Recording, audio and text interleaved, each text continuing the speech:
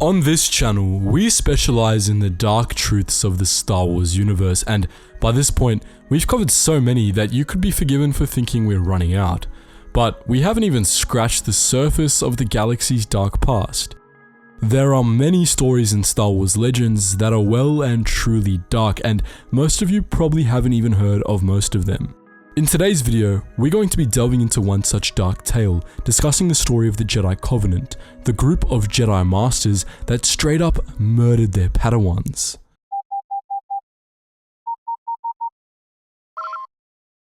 Attention, Sergeant on deck! In 3964 BBY, the Mandalorian Wars were in full swing.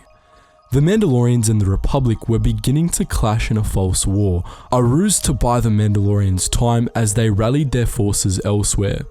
Taurus, a city planet in the Outer Rim, sat right on the front lines of this conflict, but as the galaxy waited for the Mandalorians to attack, Taurus suddenly had other problems. One night, after a celebratory feast, 5 Jedi Masters turned their lightsabers on their students, slaughtering 4 in cold blood, while only one, Zane Carrick, escaped. But what caused this Padawan massacre, and who were the Jedi that carried it out? The satellite Jedi Academy on Taurus was run by Jedi Masters Lucien Dre, Cornelia, Rana Tay, Feln, and Zamar. All were held in high esteem by the Jedi Council and were quite skilled, especially when it came to foresight. But there was more to these masters than meets the eye. In reality, they were the first watch circle of a group called the Jedi Covenant, a shadowy cult within the Jedi Order that was completely dedicated to a singular purpose: to foresee and stop the return of the Sith. The Great Sith War of 3996 BBY devastated the Jedi Order, and in its aftermath, the Jedi Covenant was formed in the belief that if the Jedi had been watching for the return of the Sith, they could have stopped it before so much damage was done to the galaxy. With this in mind, they set out to hone their powers of vision, hoping to see the next return of the Sith, if it were ever to come. That's all well and good, but it's the next part that caused problems. Covenant members vowed that if they did foresee the return of the Sith, they would do absolutely anything they believed necessary to stop it. They hated the Sith with a passion, which made their ideology conflict with the Jedi Code. The group of Covenant Jedi which ran the Academy on Taurus were considered the frontline seers of the Covenant, stationed on the frontier of the Republic. Unlike some Covenant operatives, however, they were still full members of the Jedi Order, so they had responsibilities beyond those given to them by the Covenant. One such responsibility was to actually train Padawans. Dre took on Zane Carrick, Cornelia took on Shad Jellivan, Rana Tay took on Camlin, Feln took Ujo, and Zamar took on Garn. For the most part, they considered their Padawans to be promising students. The exception was Zane Carrick. His skill with the Force was somewhat limited, and he was constantly botching assignments and running late. This was much to the ire of his master, Lucien Dre, who was the leader of the Watch Circle and considered Zane to be an embarrassment. Despite their hidden motives, the 5 masters taught their students to the best of their ability, emphasizing in their training the Jedi's role in preventing the return of the Sith. By 3964 BBY, the training was going on quite well. In fact, the 5 masters planned to make them all Jedi Knights soon. But during a training mission on the Taurus system's rogue moon, the Covenant Masters finally saw what they had been waiting to see for decades.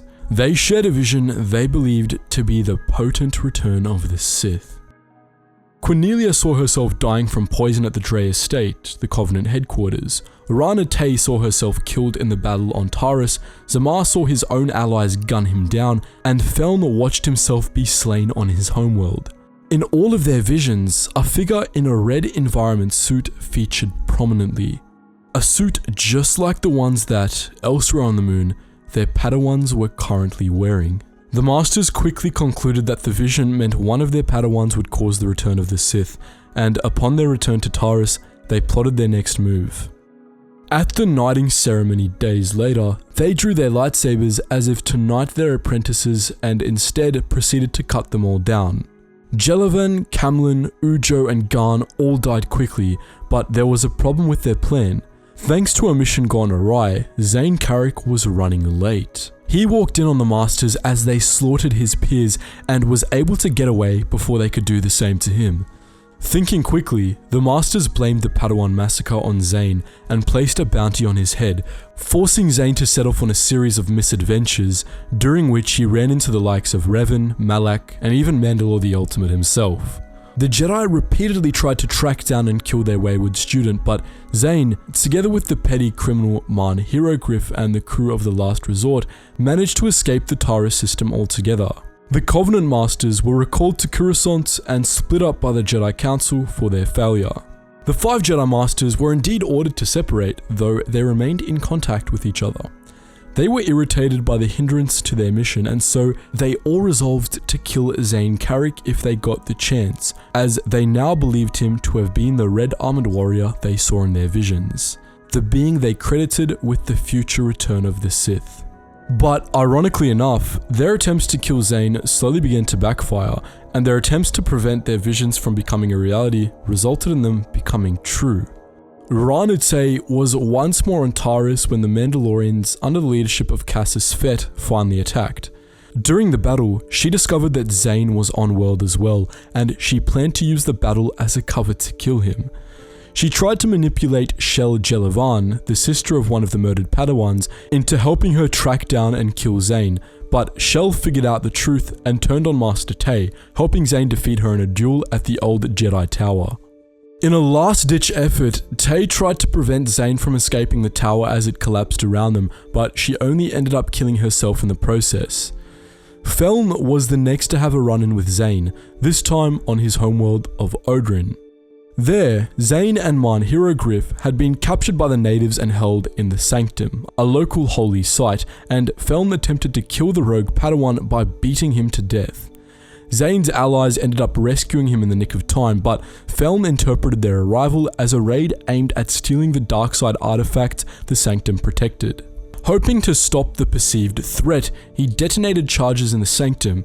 However, the Darkside artifact magnified the blast, causing severe civilian casualties in a nearby village while still failing to kill Zane.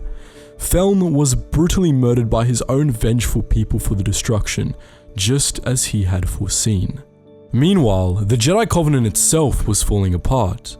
It had originally been founded by the seer Kindred Dre, the mother of Lucian Dre, but as of late, her servant, an ex-Jedi named Harzin, began to undermine her. With Tay and Feln dead, some of the surviving members of the Covenant began to distrust him. Master Zamar took things a step further.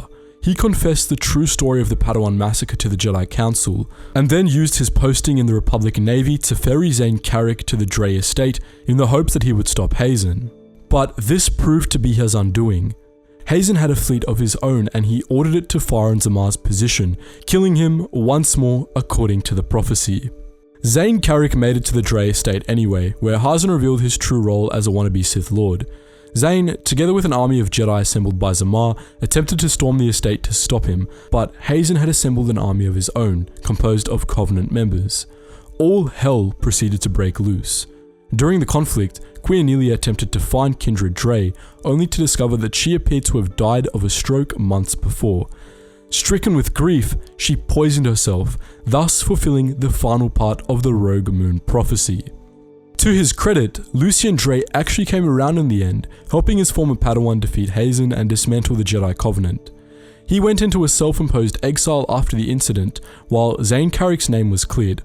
Nonetheless, the battle at the Dre estate killed large numbers of Jedi, and the chain events sparked by the Padawan massacre claimed the lives of nearly the entire Jedi Covenant, an ironic twist of fate. So that was the story of the Padawan massacre and the secret Jedi cult that orchestrated it. But what do you think? Did you know about this story, and would you like to know more from this era? Feel free to post your thoughts in the comments section below. And just before you go guys, as per usual, make sure you check out those links in the description below, including our Geetsly's gaming network where you can join us on Gary's Mod and Roblox, our main Geetsly's Discord where you can chat with other like-minded Star Wars fans and myself, and the Patreon if you want to help support the channel. Anyways guys, as always, thank you so much for watching, and I hope to see you in the next video.